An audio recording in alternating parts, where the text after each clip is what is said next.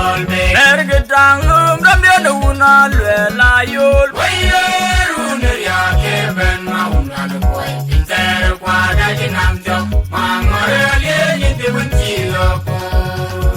Ergetang ramya una bila yol kwaj. Wayeruna ya keben mauna loy. Inter kwada jinam jok mangore ye de bunchilo ko. Where leran when I long a chair kunger wongeranda can you call up? When we are quite out there, A bang longer well and a lear. longer and when I get, Young away the there alone. longer and when And I'm a good young like with the Georgia Lee. We're gonna go away with them in my yard. And I'm a good young like with the border. We're gonna go away with them in my yard. Baby, young longer well and a lear. Longer and when I get, Young away the there alone.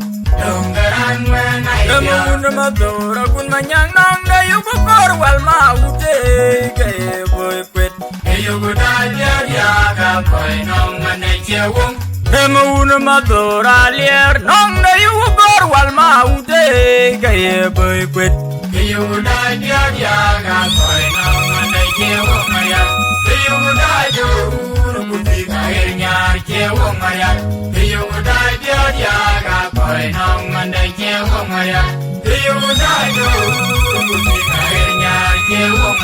Ergetang, Ramya, una, la yol. Wayeruna ya keben mauna loy. Inter kwada jinam jok mangore ye de bunchilo ko. Ergetang, Ramya, una, bila yol, watch. Wayeruna ya keben mauna loy. Inter kwada jinam jok mangore ye de bunchilo ko. Where the leran when I long a chair kunger wongeranda can you call up? When we are quite out there, Baby, longer well and a lear.